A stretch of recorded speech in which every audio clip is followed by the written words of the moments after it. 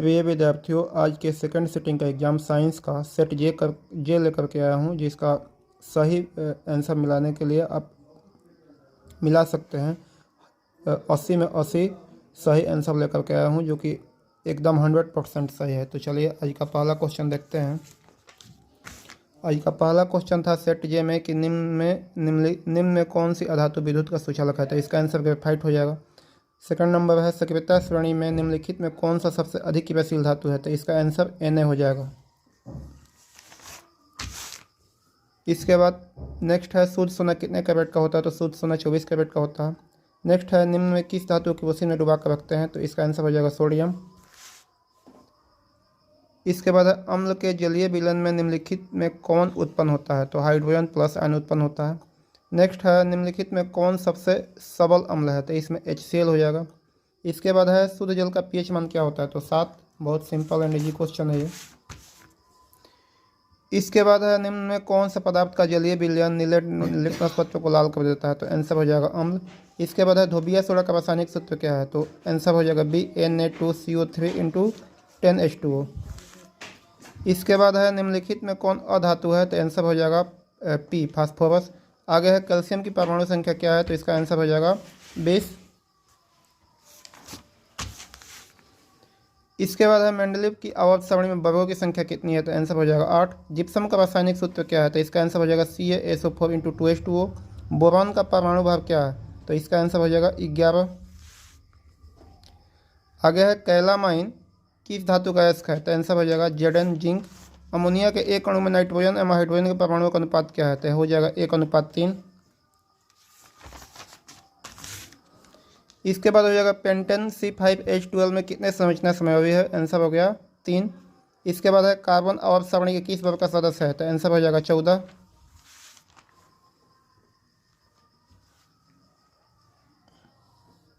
इसके बाद next question है घेघा रोग पनपता है। तो आयोडीन की कमी से। रंध्र मुख्यतः पाए जाते हैं। तो पत्तियों पर। रक्तचाप मापने वाले उपकरणों क्या कहते हैं। तो स्फिग्मोमैनोमीटर। इसके बाद है पराग कोश में क्या पाए जाते हैं। तो आंसर हो जाएगा परागकण। लसिका का रंग कैसा होता है। तो हल्का पीला। निम्नांकित में कौन एक जैव अनिम्नकरणीय पदार्थ है। तो इसका आंसर हो जाएगा DDT। आगे है किसी गोलीय दर्पण की फोकस दूरी 20 cm है। तो यह गोलीय दर्पण किस प्रकार का है। तो हो जाएगा उत्तल, क्योंकि उत्तल दर्पण का फोकस दूरी धनात्मक होता है। जो बच्चे हमारे यहाँ पढ़े हैं आंसर सब सही मारे होंगे। सारा क्वेश्चन पढ़ाया गया है। आगे है समतल दर्पण द्वारा बना प्रतिबिंब होता है। तो काल्पनिक। निम्नलिखित में कौन दर्पण सूत्र है। तो 1/F = 1/V + 1/U।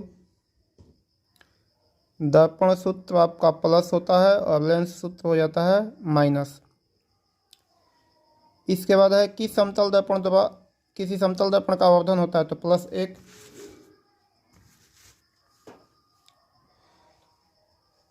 इसके बाद 29 नंबर है निम्नलिखित में किस दर्पण से किसी वस्तु का आभासी प्रतिबिंब मिल सकता है। तो आंसर हो जाएगा इनमें से सभी।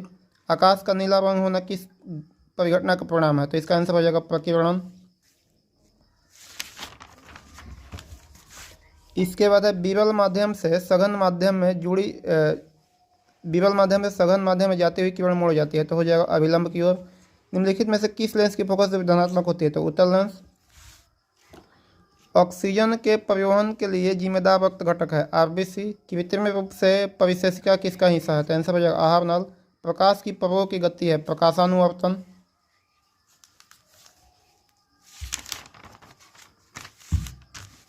छत्तीस नंबर है किससे बचने के लिए आयोडीन युक्त नमक का प्रयोग की सलाह दी जाती है। तो घेघा से।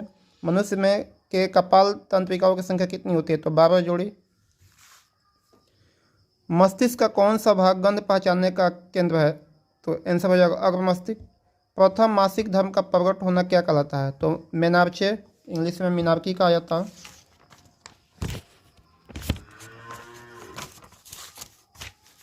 नेक्स्ट है निम्नलिखित में से कौन कृत्रिम कायिक प्रवर्धन की एक विधि है। तो इनमें से सभी हो जाएगा। जैव आवर्धन प्रदर्शित करने वाला रसायन है DDT। रंध्र का मुख्य कार्य क्या है। तो गैसों का विनिमय एवं वाष्पोत्सर्जन। वायुमंडल में CO2 की मात्रा कितनी है। तो 0.03%। पौधे के उत्सर्जी पदार्थ क्या है। तो इनमें से सभी हो जाएगा। डायलिसिस मशीन जो है रक्त का शुद्धिकरण की प्रक्रिया करती है, ये क्या उस मशीन का क्या नाम है? तो हीमोडायलिसिस। निम्नलिखित में कौन गुरुत्वानुवर्तन का उदाहरण है? तो जड़ की वृद्धि। पूर्ण विकसित अंडाशय कहलाता है, फल कहलाता है। लैंगिक जनन संचालित वो कौन है? तो एड्स है इनमें। सेल विद्युत वाहक बल है, सेल इकाई आवेश पर किया गया कार्य, सेल द्वारा इकाई आवेश पर किया गया कार्य हो जाएगा। पारिस्थितिकी तंत्र में ऊर्जा का प्रभाव होता है एक दिशीय। आवेश का ऐसा ही मतलब, बहुत सिंपल क्वेश्चन, कूलॉम। दूरदृष्टि 216 नेत्र साफ साफ देख सकता है दूर की वस्तुओं को। निम्न में कौन सा ऊर्जा स्रोत सौर ऊर्जा का भी उत्पन्न नहीं है? तो आंसर हो जाएगा पवन ऊर्जा। विद्युत धारा के चुंबकीय प्रवाह खोज किसने की थी? तो ओस्ट्रेड ने की थी। चिन्हों की निर्देशांक परिपाटी की धनात्मक फोकस भी होती है, ए और बी दोनों, उत्तल लेंस की भी और उत्तल दर्पण की भी। इसके बाद 56 नंबर है, निम्नलिखित में से किस कारण से सामान्य नमक का जलीय घोल विद्युत का सुचालक होता है? तो धनावेश और ऋणावेश दोनों की विपरीत दिशा में गति के कारण। आगे है, निम्नलिखित में कौन परागकोश में पाया जाता है? तो परागकण। इसके बाद 58 नंबर, निम्नलिखित में कौन पादप हार्मोन नहीं है? तो ऑक्सीटोसिन। अलैंगिक जनन विधि है, अलैंगिक जनन विधि है, यहाँ पर बीजाणु जनन गलती मारा गया है, आपका हो जाएगा इनमें से सभी, बीजाणु जनन, मुकुलन, विखंडन और अलब्धि, यानी इनमें से सभी। इसके बाद है, मेंडल ने अपने प्रयोग किस पौधे पर चयन किया था? कई बार आपको याद करवाया गया है, इसका आंसर है मटर। इसके बाद है, निम्नलिखित में किनको जीव विज्ञान का पिता कहा जाता है? तो अरस्तु। आगे, मानव युग्मक में लिंग गुणसूत्रों की संख्या होती है, तो इसका आंसर हो जाएगा आपका 2।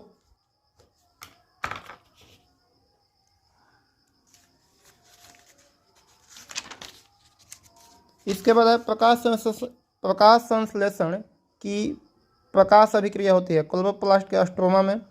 गुर्दे में उत्पादित मूत्र अस्थायी रूप से संग्रहित होता है, तो मूत्राशय में। किस पीएच मान वाला विलयन सबसे अधिक क्षारकीय होगा? तो जिसका पीएच मान 11 होगा। चूना जल का रासायनिक नाम है कैल्शियम ऑक्साइड।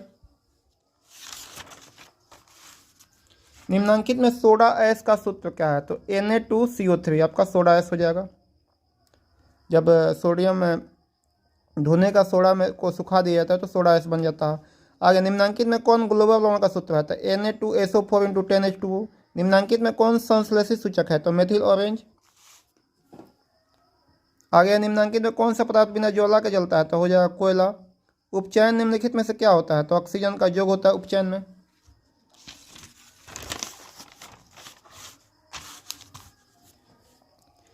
आगे है, जल के वैद्युत अपघटन में कैथोड पर कौन सी गैस मुक्त होती है? तो हाइड्रोजन। नेक्स्ट है, रक्त सघन माध्यम से विरल माध्यम में गमन करने पर आपतन कोण I0 और अपतन कोण R में क्या समान होता है? तो R बड़ा हो जाएगा I से। निर्देशांक चिन्ह परिपाटी में सभी दूरियां ध्रुव से मापी जाती है, ध्रुव हो जाएगा आंसर। निम्नलिखित में किस धातु को सोलर सेल से बना होता है? तो इसका आंसर हो जाएगा सिलिकॉन। लघु पतन के समय प्रतिरोध का परिपथ बहुत अधिक बढ़ जाता है।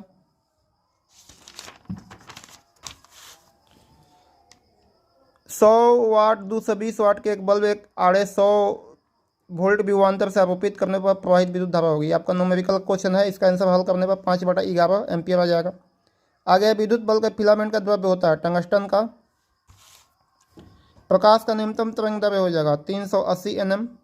वैद्युत प्रतिरोध के कारण चालक में उत्पन्न होता है उसमें प्रभाव। तो आपका 80 क्वेश्चन खत्म होता है।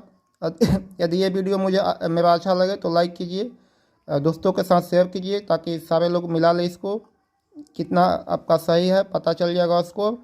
और मेरे चैनल को सब्सक्राइब कीजिए। Thank you.